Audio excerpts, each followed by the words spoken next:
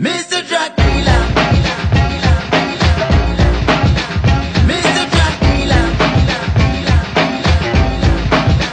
Mr. Takura.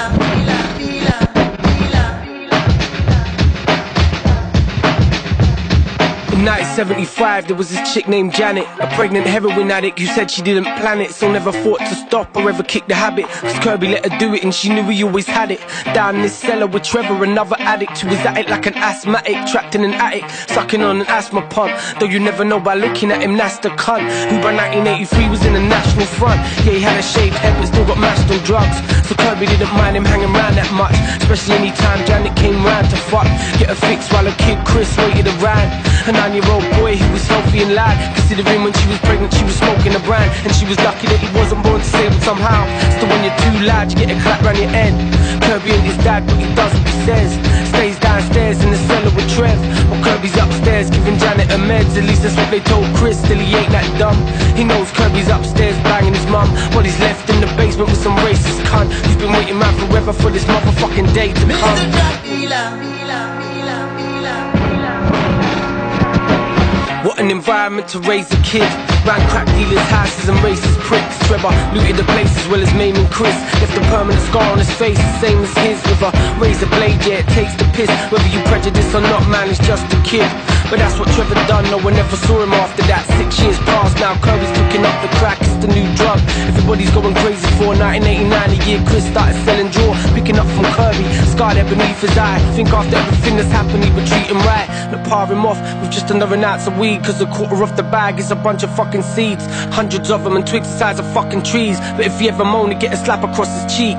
1990 is the year that really took his toll, cause that's the year his mother Janet took an overdose of heroin and died.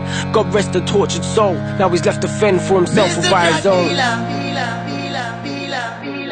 It's 1995, now that he's older, stress weighs on his shoulders, heavy as boulders, but he hides it from his elders.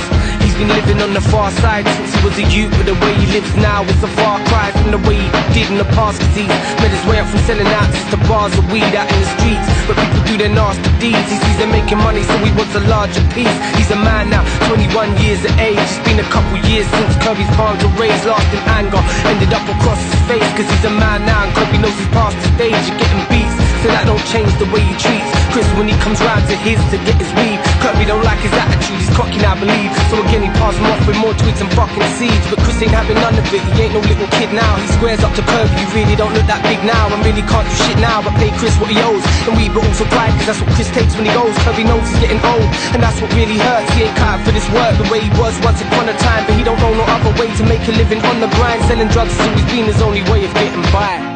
Then the cops come round, undercover Fed comes, shot him down, lock him down.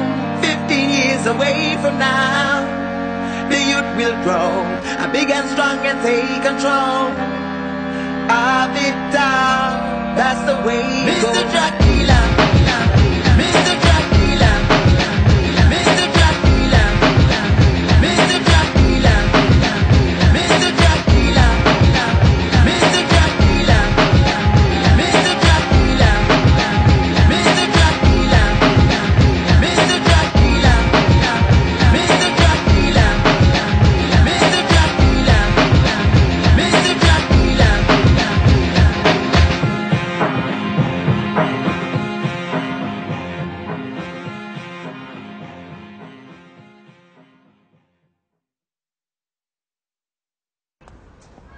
Shame, man. Get the dog.